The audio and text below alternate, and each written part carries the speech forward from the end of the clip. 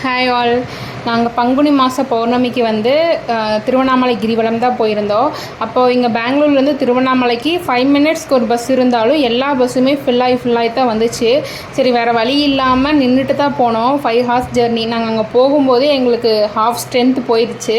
அப்புறம் ஒரு ½ an hour wait பண்ணிகிட்டு இருந்தோம். அப்பா வந்து ஈரோட்லேருந்து வந்துட்டு இருந்தார். எல்லோரும் ஒரு மீட்டிங் பாயிண்ட்லேருந்து ஜாயின் ஆகி அங்கேருந்து எங்களோட ஜேர்னியை ஸ்டார்ட் பண்ணிட்டோம்.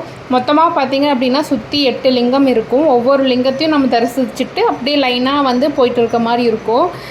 எல்லா லிங்கத்தையும் போய் நம்ம லைனில் நின்று பார்த்து கும்பிட்ற மாதிரி தான் இருந்துச்சு. ஏன்னா வந்து க்ரௌட் அதிகமாக இருக்கங்காட்டி ஒவ்வொரு இடத்துலையும் போய் ஒரு 1 ஹவர் ½ அன் ஹவர் நின்று கும்பிட்ற மாதிரி இருந்துச்சு. அதனால் நாங்கள் எங்கேயுமே வந்து உள்ளே போய் கும்பிடல, வெளியே நின்றே கும்பிட்டு வந்துட்டோம்.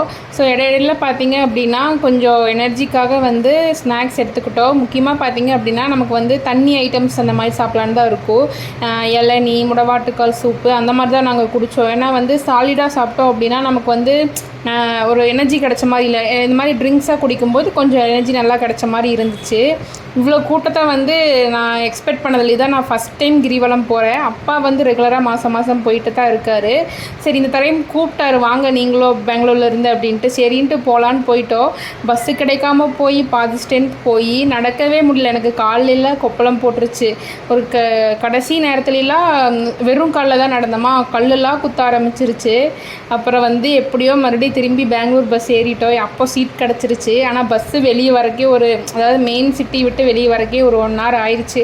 அப்புறம் அடுத்த நாள் மார்னிங் தான் வந்து வீடு வந்து சேர்ந்தோம். ஓகே, பாய்.